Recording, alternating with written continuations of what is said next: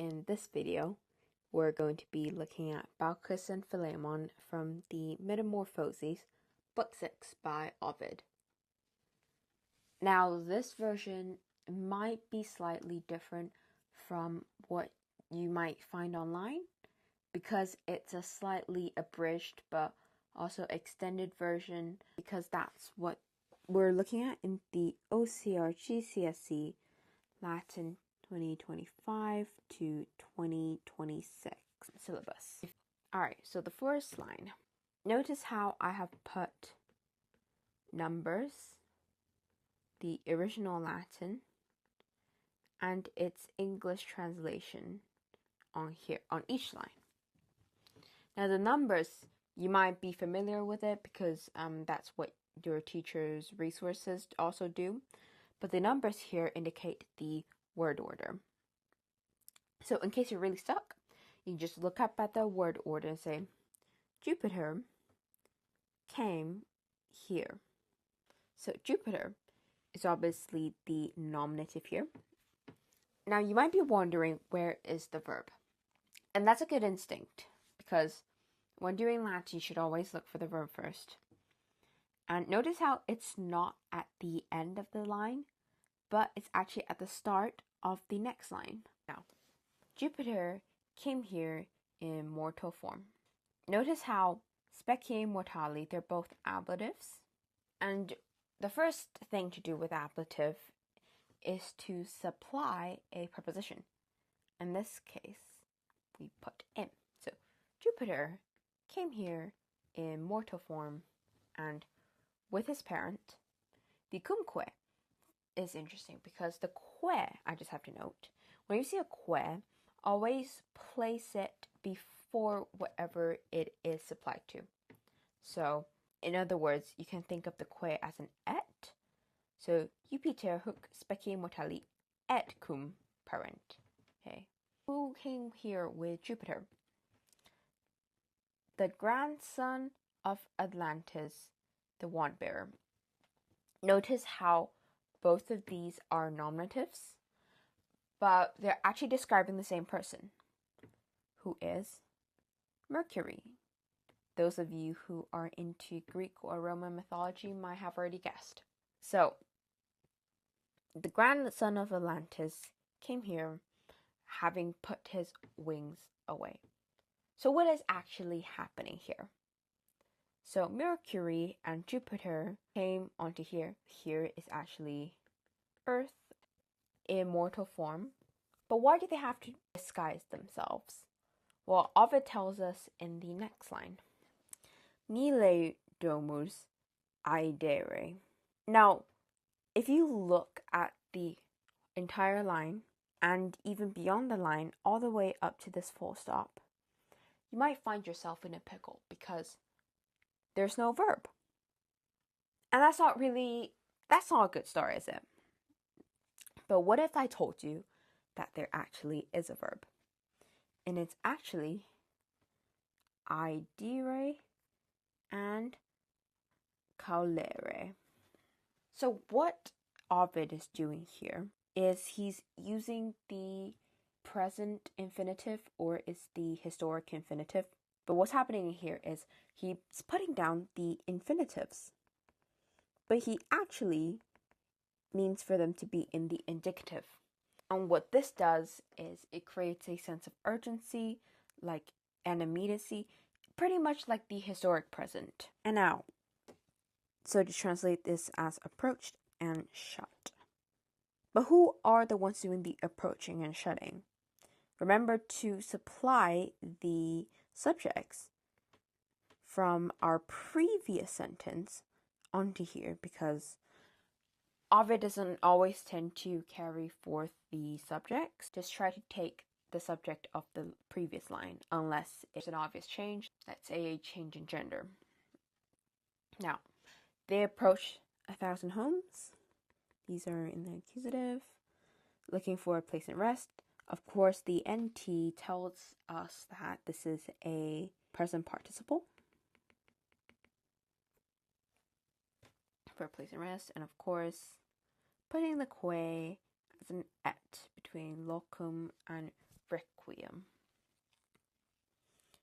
I will just break this off here because it moves on to a different accusative on the next section. So I like to think of it as a sentence of its own.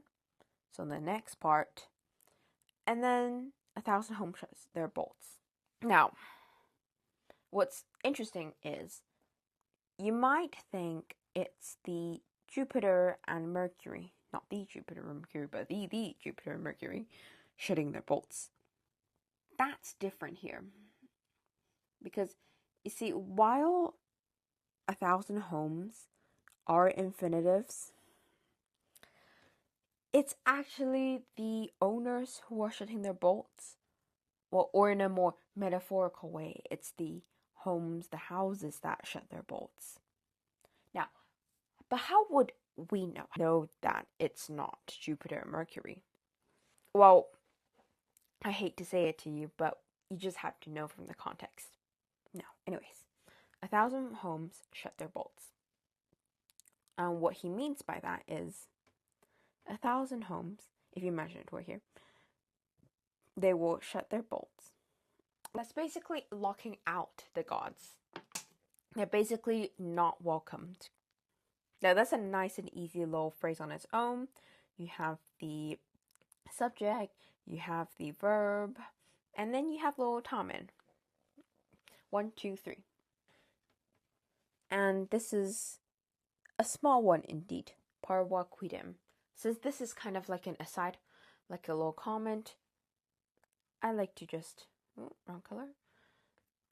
I like to just break that off as a little section of its own. A small one indeed. Covered with straws and marshy reed. Now, there's no verb here, but don't panic, because we have a perfect passive participle. Covered with straws and marshy reed. Of course, just need to look out for the word order. Since stipulis is ablative and so is kana, we need to supply a preposition. And then in this case, it's with. So the picture that Ovid is trying to paint is there is a little house compared to these thousands of other houses that's not welcoming, but this tiny little one with straws and marshy reed. What basically is happening is this house in poverty, in need, is kind enough to welcome their guests compared to their impious neighbors. And then Ovid goes on to talk about the people that live in these houses. Sed pia Baucis anus, but the pious old woman Baucis. Now, here's our good old friend que. Put this in front.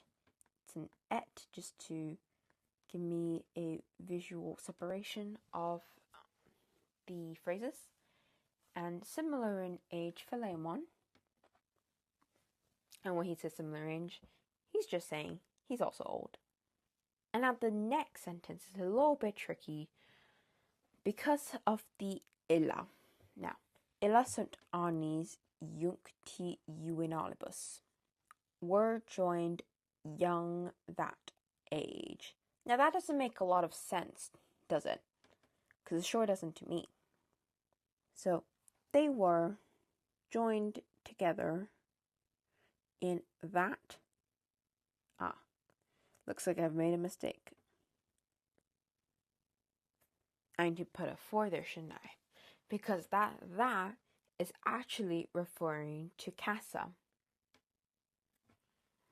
So, they were joined together in that house at a young age. And then the construction of the next little phrase is a little bit similar because it's they growed in that house together, essentially. And like the previous bit, that is also talking about casa. A little reminder of the infinitive that's meant to be an indicative.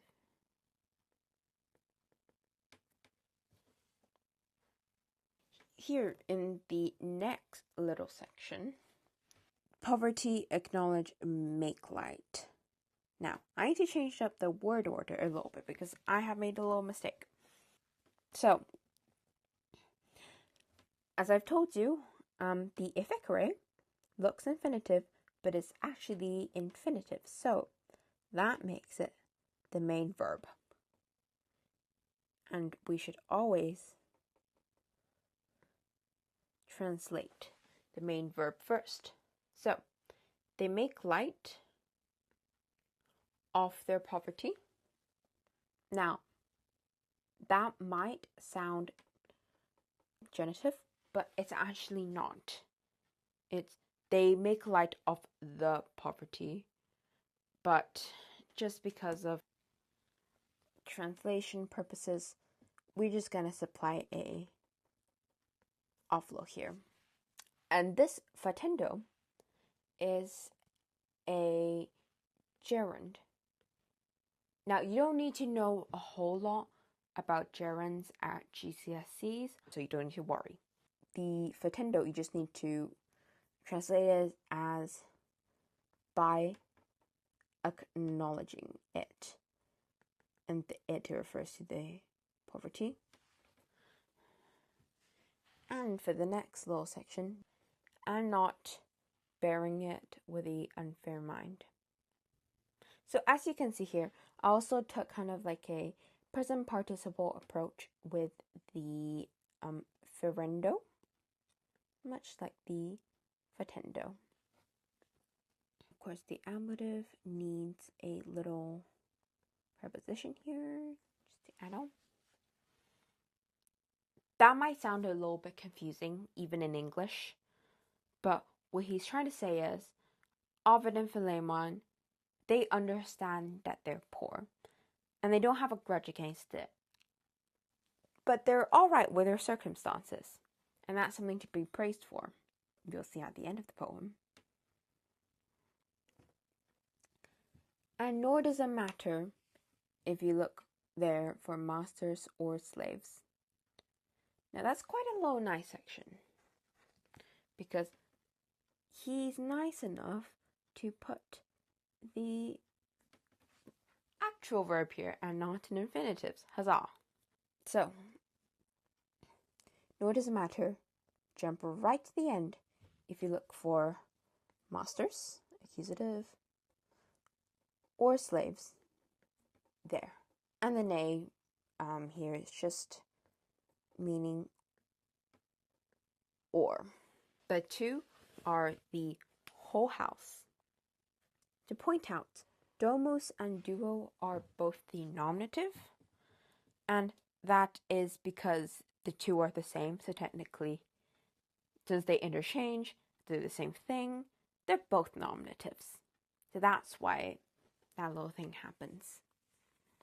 And now, for the next little part, idem parentque ubentque. The same, both parent and ubent. So the que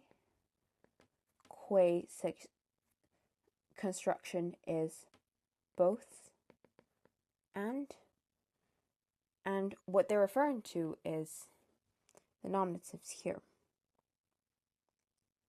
To the same, to.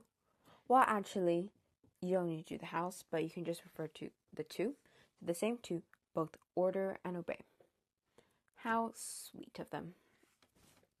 Here, Ovid just showing a very loving, caring, and mutual relationship. And this is it for today. Thank you so much for sticking around till the end. And if you're looking to find guides for the other parts of the reading, I would suggest you check out my other videos, as I will have a continuation of the whole poem. But for now, voila.